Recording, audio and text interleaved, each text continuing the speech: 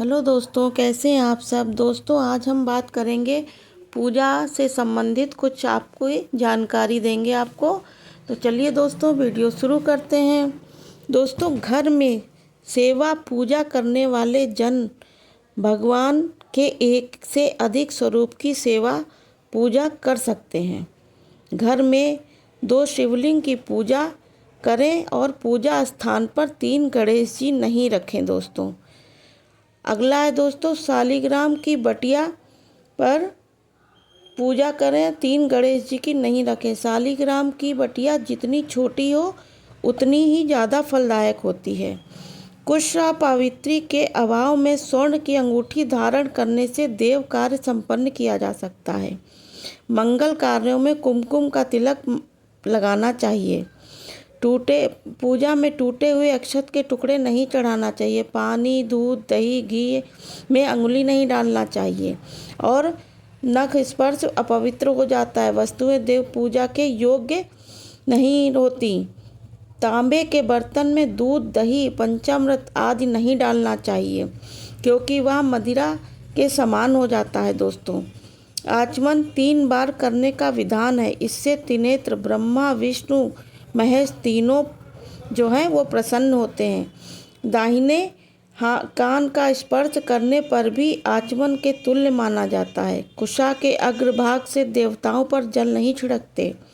देवताओं को अंगूठे से नहीं मलें। चकले पर चंदन कभी नहीं लगावें। छोटी कटोरी और या बाईं हथेली पर रखकर लगावें। पुष्पों को बाल्टी, लोटा जल में डालकर फिर निकालकर नहीं चढ़ाना चाहिए।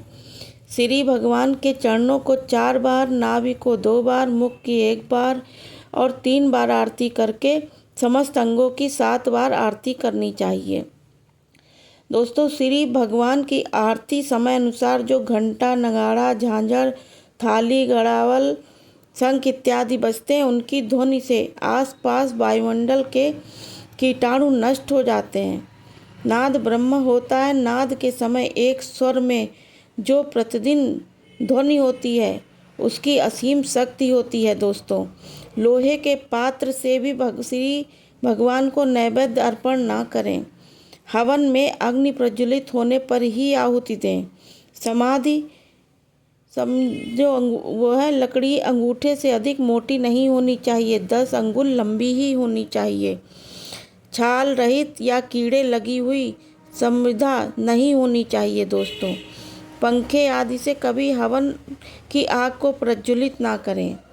मेरुहीन वाला या मेरुहीन लंघन करके माला नहीं जपनी चाहिए। माला रुद्राक्ष, तुलसी एवं चंदन की उत्तम मानी गई है दोस्तों। माला को अनामिका पर रखकर मध्यमा उंगली से चलाना चाहिए। जप करते समय सिर पर हाथ या वस्त्र ना रखें। तिलक कराते समय सिर पर हाथ या वस्त्र रखना चाहिए। माला की पूजन करते ही जप करना चाहिए। ब्राह्मण को स्नान करके तिलक अवश्य लगाना चाहिए। जप करते हुए जल में स्थित व्यक्ति दौड़ते हुए, शमशान से लौटते हुए या व्यक्ति को नमस्कार करना वर्जित है। बिना नमस्कार किए आशीर्वाद देना वर्जित है। एक हाथ से प्रणाम नहीं करना चाहिए दोस्तों। सोए हुए व्यक्ति के चरण स्पर्श नहीं करना चाहिए।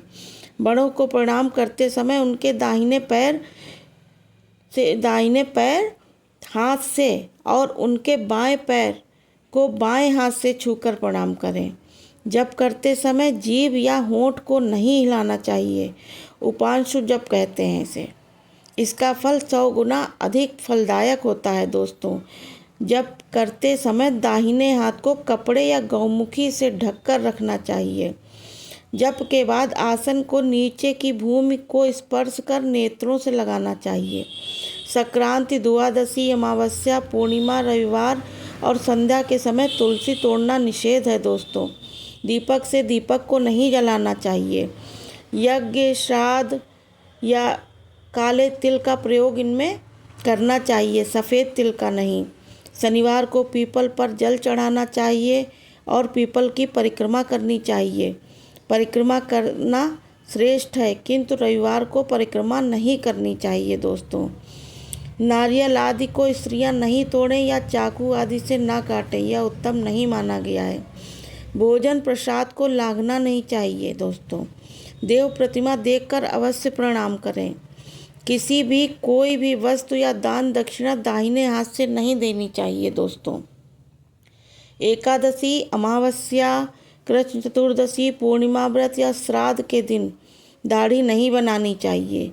अगर यज्ञोपवीत बंधन में जो भी कार्य कर्म किया जाता है वह निष्फल हो जाता है। यदि शिखा नहीं तो स्थान को स्पर्श कर लेना चाहिए।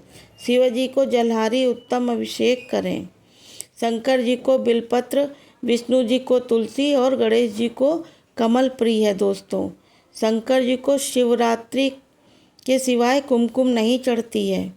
शिव जी को कुंद, विष्णु जी को धतूरा और देवी जी को आक तथा सूर्य भगवान को तगर फूल नहीं चढ़ाते हैं दोस्तों। अक्षत जो है वो देवताओं को 3 बार, पितरों को 1 बार धोकर चढ़ाएं। नए बिलपत्र नहीं मिले तो चढ़ाए हुए बिलपत्र धोकर चढ़ाए जा सकते हैं। भगवान विष्णु को चावल, गणेश जी को तुलसी और दुर्गा और नारायण को बिलपत्र नहीं चढ़ावें।